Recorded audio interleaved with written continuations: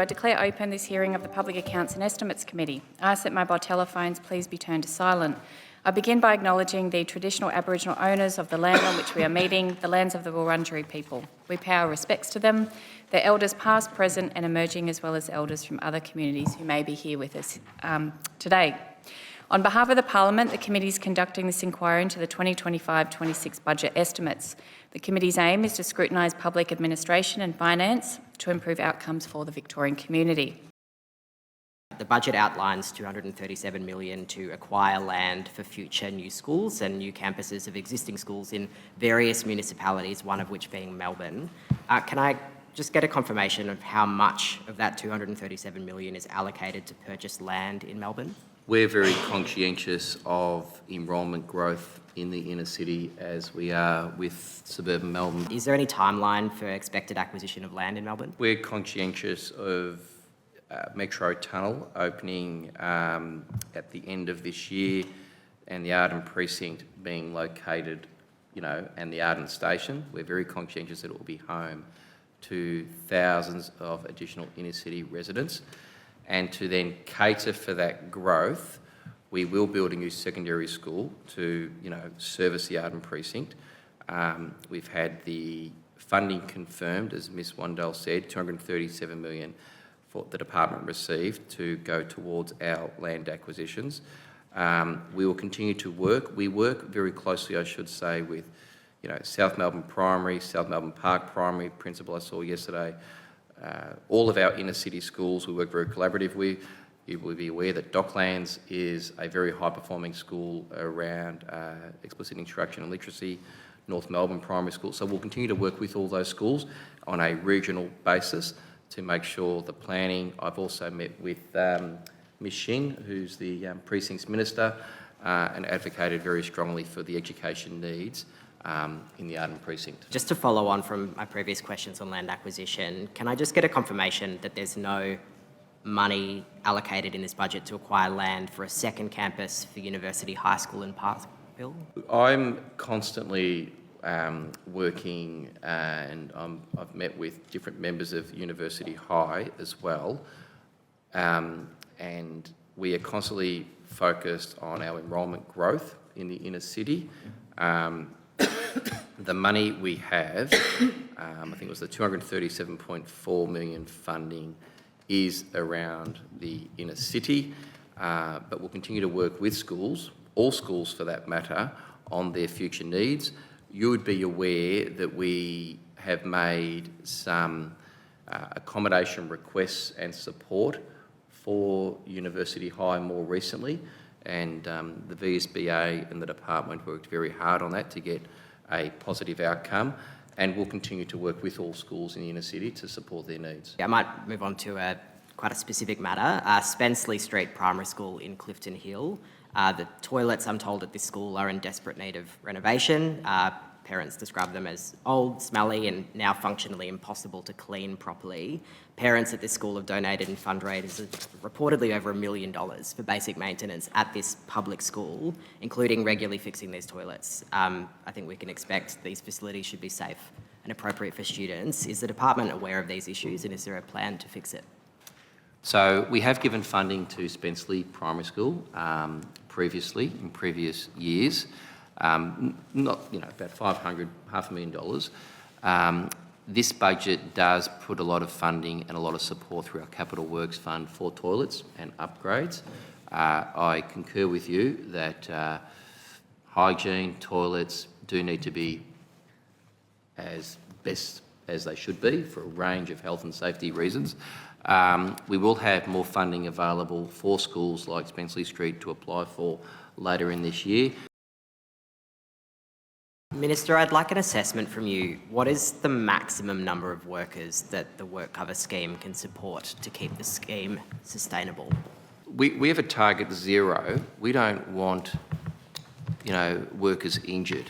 So prevention is very much the area that is front of mind. As I said in the outset in my presentation, the scheme is financially viable.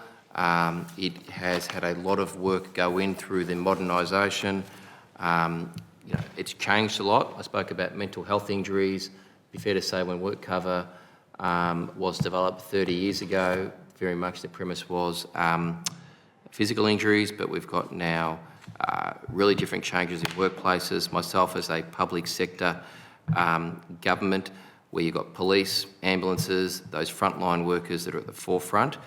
In relation to support and what could the numbers be, so since July 2024, we have supported more than 102,000 injured workers with close to 22,000. So I might ask the Secretary if they want to supplement my answer, but, so you've got, more than 100,000 injured workers being supported and the scheme being financially sustainable. I think that's the heart of your question. How many workers could you support? I could say, since July, more than 122,000. So, but I should say too, out of that 102, I think about 22,000 we've actually been able to support back to work. So we're managing hundreds of thousands of people, and then also those supporting them to return to work where they can and are able to.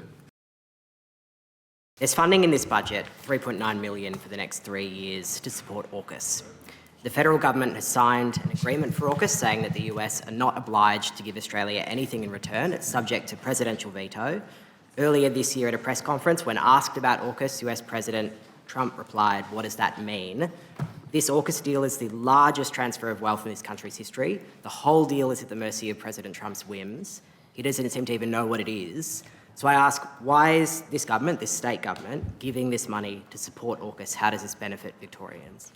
Yeah, so just look, on that, Mr Puglielli, that question is best directed to Minister Brooks. Well, in that case, I might ask, how does this state government view its role in economic growth objectives in supporting national defence initiatives that align Australia more closely with US military goals? Well, it's an interesting question. I think that what we know is that there have been innovations that have come about through defence expenditure that we all benefit from.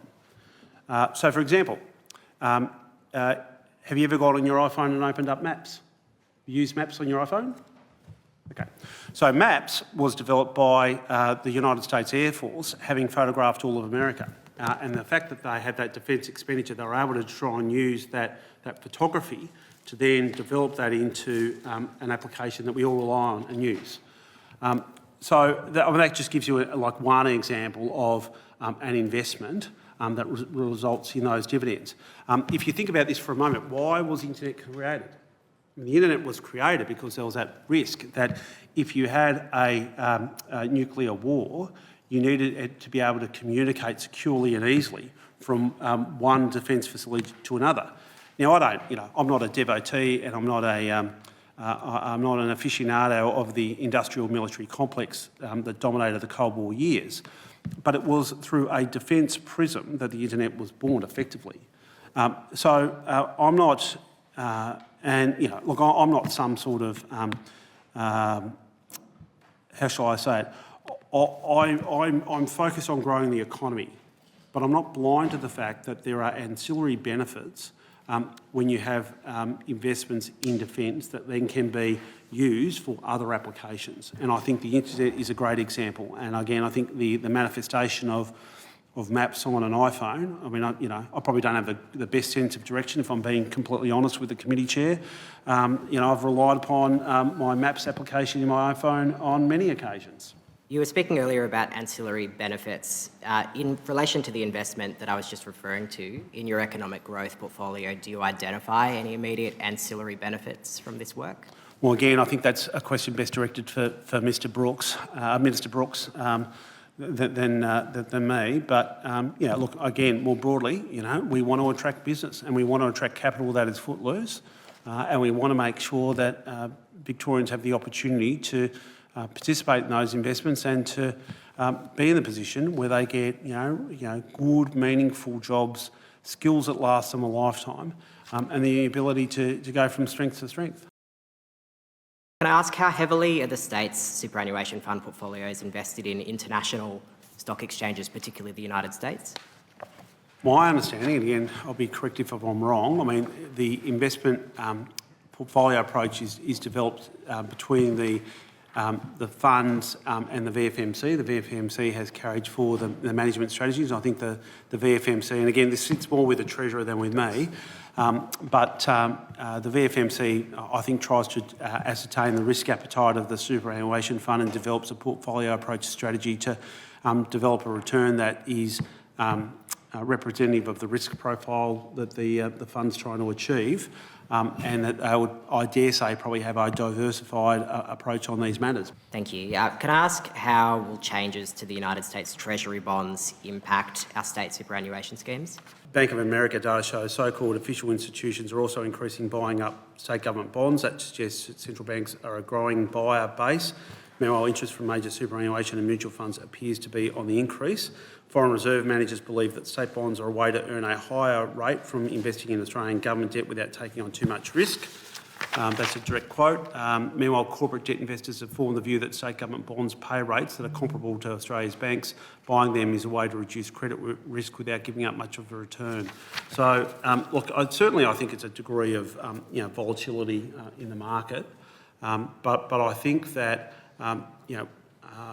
we are a stable jurisdiction. We have got a rules-based approach, and I think that stands us in really good standing as a safe harbour. I declare this hearing adjourned.